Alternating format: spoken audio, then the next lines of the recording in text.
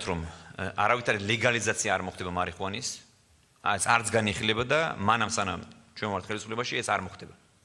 ეს ერთი საკითხი. რაც შეეხება და ანუ დეკრიმინალიზაცია არ მოხდება.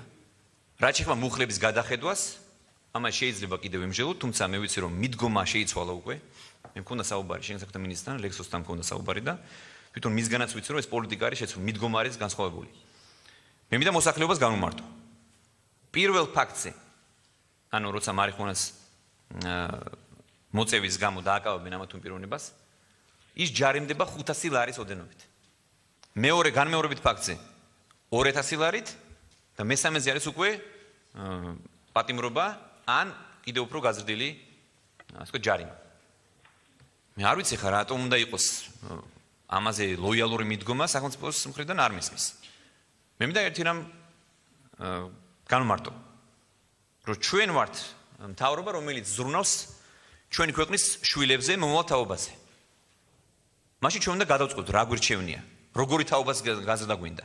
ჩვენ გვინდა ნარკომანი თაობას ხელი შეუწყოთ.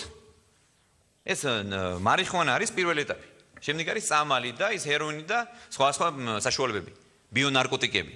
ეს ყველაფერი ერთ მთლიანობაშია. ჩვენ ამას უნდა შევხვდეთ როგორც ნარკომანიასთან ბრძოლას. და არა ისე რომ რამდენიმე 10 ადამიანი გამოვიდა და იტყვის რომ მარიხუანას მოწევა არ არის თურმე დანაშაული. ეს ბევრად კომპლექსური პრობლემაა მეგობრებო. ეს არის სახელმწიფოებრივი საკითხი, ეს არის ქვეყნის მომავალზე არის გათვლილი ეს და ორიენტირებული. ჩვენ როგორი თაობის მიღება გვსურს? ანუ არ ჩვენ გვინდა ნარკომანი თაობის მიღება თუ განათლებული და ჯანსაღად მოასწროთ ჯანსაღი თაობის მიღება. რა თქმა უნდა მეორე. და ჩვენ გავაკეთებთ ყველაფერს და მე არ დაუშვებ პირადად რომ წახალისდეს რაიმე ფორმით ნარკომანია. პირიქით.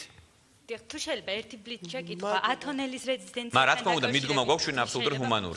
გვაქვს ჰუმანური. თუ ეხა მიდგომები შეიცვალა, პოლიტიკა შეიცვალა.